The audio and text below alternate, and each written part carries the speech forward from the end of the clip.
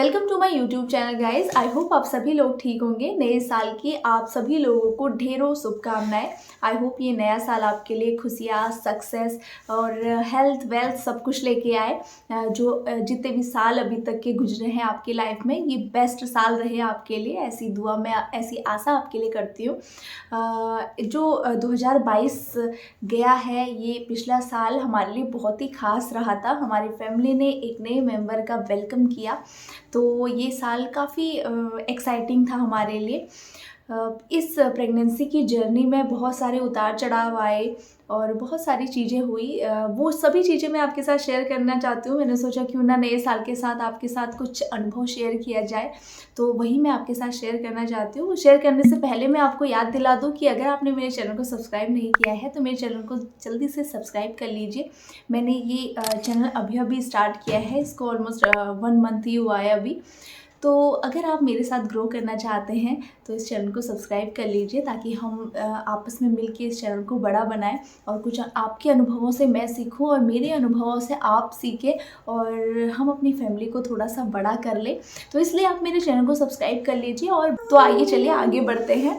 Basically मैं उत्तराखंड से हूँ और पहाड़ों में काफ़ी ठंड होती है। और जब मैंने कंसीव किया था तब हम लोग तमिलनाडु में पोस्टेड थे। मेरे हस्बैंड एयरफोर्स में हैं, तो हम न्यू जगह जाते रहते हैं, ट्रांसफ़र होता रहता है। और उस टाइम पे मैं तमिलनाडु में थी, वहाँ का क्लाइमेट एकदम ही चेंज था, तो ये भी काफ़ी चैलेंजिंग रहा था मेरी प्रेगनेंसी में।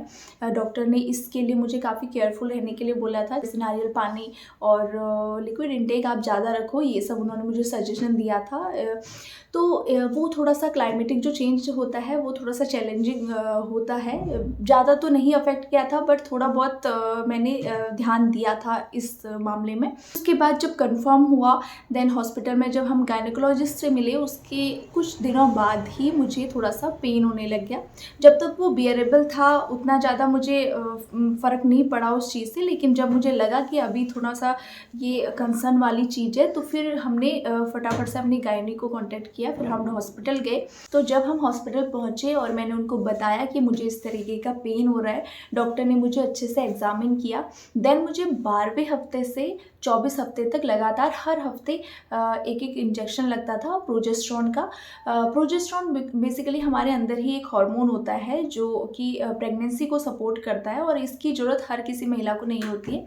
एक्चुअली ये तभी होता है कि कुछ केसेस में ही होता है, अगर ऐसी कोई हिस्ट्री रही हो प्रीमेच्योर डिलीवरी की, या फिर कुछ मिसकैरेज हुए हो।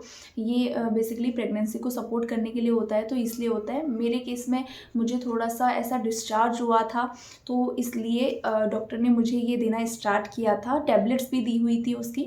देन ये चीज़ हो गई, ये चीज़ होती रहती थी हफ्ते दर हफ्ते। बीच में मुझे थोड़ा सा इन्फेक्शन हो गया, सर्दी जुकाम, फीवर, ये सब कुछ हो गया। और हम जो फर्स्ट टाइम मॉमीज़ रहते हैं, हमको थोड़ा सा डर लगता है कि हम दवाइयाँ ले सकते हैं, नहीं ले सकते हैं। और एक्चुअली वो सही भी है, क्योंकि कोई भी दवाइयाँ तो हम उस टाइम पे ले नहीं सकते हैं। डॉक्टर से पूछना बहुत ज़्यादा ज़रूरी है कि किस टाइप की टैबलेट्स हम ले सकते हैं अगर ऐसा कुछ रहता है तो फिर मैं हॉस्पिटल में गई। देन मेरा कोरोना का टेस्ट हुआ, और उस टाइम पे मैं बहुत घबरा गई थी कि कहीं मुझे कोरोना ना हो गया हो, क्योंकि हॉस्पिटल की विज़िट तो होते रहते हैं और हॉस्पिटल्स में कई तरह के लोग आते हैं। तो ये भी मेरे लिए काफ़ी एक ऐसा दिन रहा था, ऐसे कई दिन रहे थे जो मुझे काफ़ी ऐसा चिंता में डाल देते थे। तो उसके बाद जब रिपोर्ट आया तो रिपोर्ट एकदम नेगेटिव था, तो मैं बहुत ज़्यादा खुश हो गई। उसके बाद थोड़ा सा ये रहता है ना कि हम एक्स्ट्रा केयरफुल हो जाते हैं, तो वो चीज़ तो रही। तो थ्रू आउट प्रेगनेंसी मैंने एक प्रॉपर रूटीन फॉलो किया था।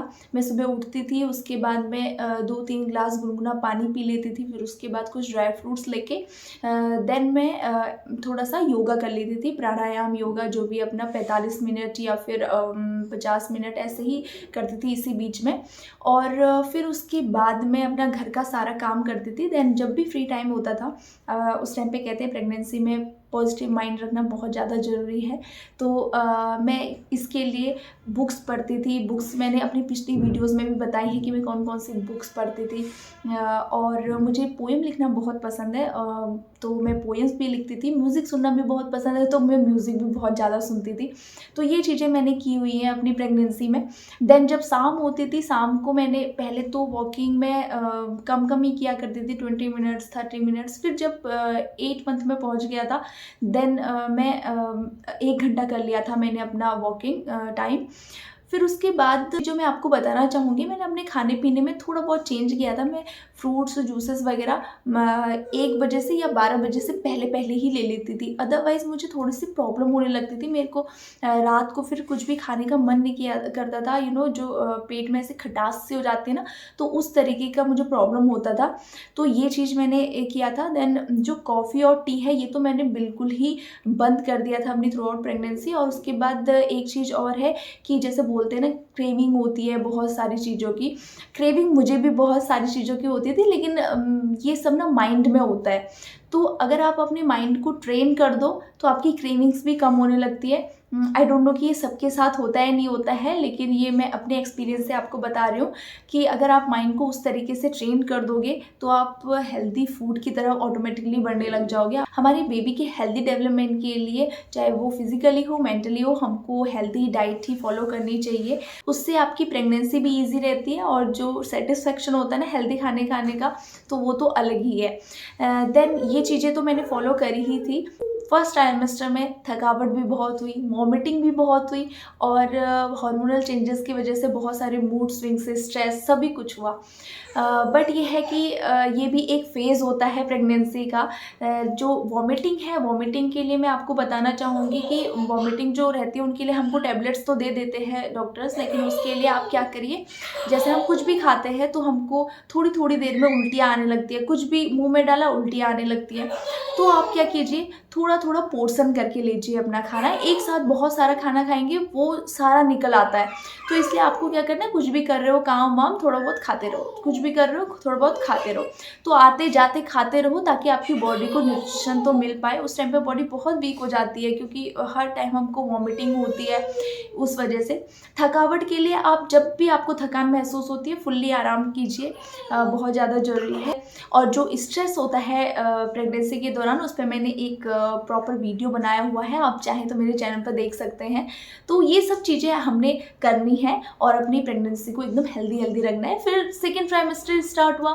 सेकेंड ट्राइमेस्टर के 5th मंथ के एंड में फिर मुझे वॉमिटिंग वगैरह बंद हो गई थी। और ये वाला जो मैं आपको बता रही हूँ ना, ये वाला जो ट्रिक है वो बहुत ज़्यादा काम किया था मुझे। कि मैंने क्या किया था, थोड़े थोड़े पोर्शन में खाना स्टार्ट कर दिया था। चाहे वो 15-15 मिनट बाद ही क्यों ना हो, चाहे वो आधे आधे घंटे बाद, एक एक घंटे बाद ही क्यों ना हो, मैं थोड़ा थोड़ा खाती थी। और धीरे धीरे धीरे क्या हुआ कि जो वॉमिटिंग है वो कम होने लगी। हो सकता है कि ये बहुत सारे लोगों के उसमें काम ना करता हो, लेकिन ट्राई करने में क्या जाता है, ट्राई करना चाहिए। प्रेगनेंसी के दौरान बहुत कुछ होता रहता है और कुछ कुछ चीज़ें तो ऐसी होती है, हम बहुत ज़्यादा चिंता में आ जाते हैं। और अगर ऐसा कोई भी डाउट रहे आपके मन में, आप डायरेक्टली डॉक्टर से पूछ लीजिए। क्योंकि क्या होता है कि थोड़े थोड़े डाउट्स भी प्रेगनेंसी के दौरान बहुत बड़ा स्ट्रेस बन जाती है, क्योंकि छोटी छोटी बातें भी उस टाइम पे बहुत ज़्यादा सोच लेते हैं हम। तो आप डायरेक्टली अपने डॉक्टर से उसको क्लियर कर लीजिए। सेकेंड ट्राइमेस्टर स्टार्ट हुआ, जैसे कि मैंने बताया कि 5th मंथ के फर्स्ट में ही मुझे वॉमिटिंग हुई थी, लेकिन फिर जब मिड में पहुंचे थे फिर वॉमिटिंग एकदम बंद हो गई थी। 6th मंथ और 7th मंथ ऐसे थे कि मैंने फुल इंजॉय किया उसको। मुझे बहुत ज़्यादा मज़ा आया उस पीरियड में। और ऐसा कुछ लगा ही नहीं कि हम प्रेग्नेंट भी है, क्योंकि वो बहुत ज़्यादा एक अच्छा पीरियड होता है। उस टाइम पे आप फुली इंजॉय करते हैं।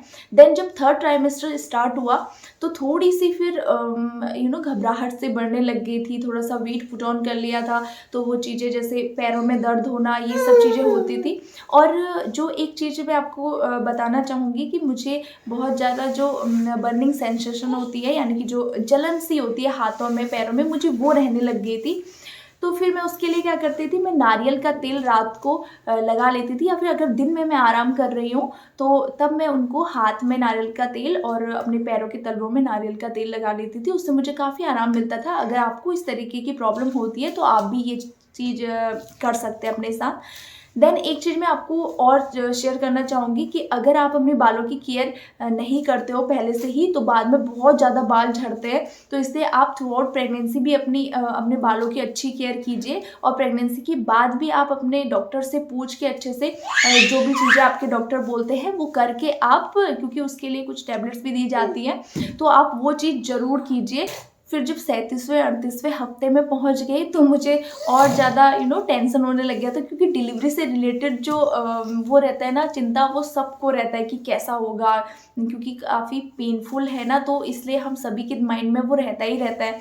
चाहे कितना भी सोच ले कि स्ट्रेस ना ले ना ले ना ले, लेकिन वो जो डिलीवरी का डर रहता है वो थोड़ा सा रहता है। लेकिन इसमें बिल्कुल डरने की बात नहीं है। जैसे आप अपने बेबी को देखोगे, आपका सारा जो पेन है, जो भी आपने अभी तक 9 मंथ है आपने जो जो सहा है, वो आप सब भूल जाओगे। ट्रस्ट में, ये सभी लोग ठीक कहते हैं। डिलीवरी की फियर की वजह से काफ़ी स्ट्रेस ले लेती है, उसकी वजह से फिर अपना जो वो मोमेंट है वही वो ख़राब कर देती है। 25 मार्च को फिर जब हम हॉस्पिटल में गए तो मुझे एडमिट कर लिया गया। मुझे नेचुरली तो पेन आया नहीं, तो पेन इंड्यूस किया गया था। और जो भी प्रोसीजर उससे पहले होता है, कुछ टाइम पहले हमको कुछ खाना नहीं होता है, पीना नहीं होता है, तो वो सब चीज़ें भी हुई।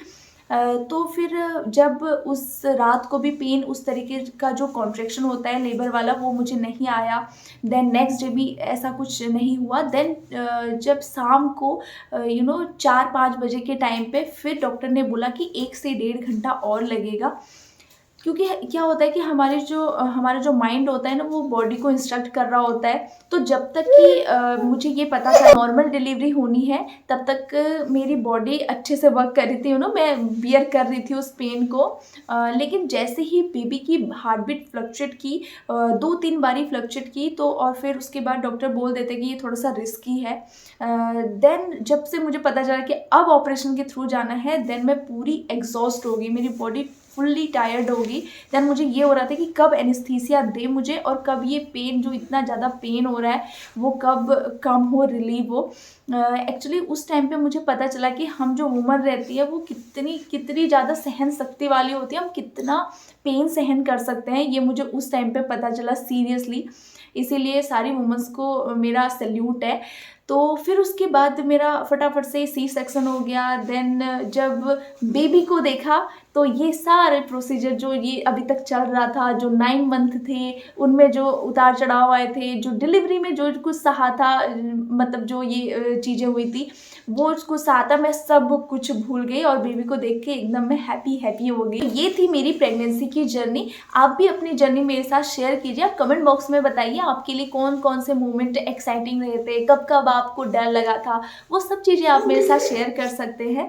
अगर आप में से भी कोई अपनी फैमिली में न्यू मेंबर का वेलकम करने वाले हैं, तो आप सभी लोगों को बहुत बहुत सारी शुभकामनाएं। आई होप आपकी ये जर्नी बहुत बहुत ज़्यादा अच्छी रहे। अगर ये वीडियो आपको पसंद आया है तो इस वीडियो को लाइक करना मत भूलिएगा, अपनी फैमिली फ्रेंड्स के साथ शेयर कीजिएगा, और मेरे चैनल को सब्सक्राइब करना मत भूलिएगा, और बेल आइकन जरूर हिट कीजिएगा, ताकि मेरी आने वाली वीडियोस का नोटिफिकेशन आपके पास पहुंच जाए, और हम बहुत सारी बातें और बहुत सारे एक्सपीरियंसेस इस चैनल पे शेयर करें।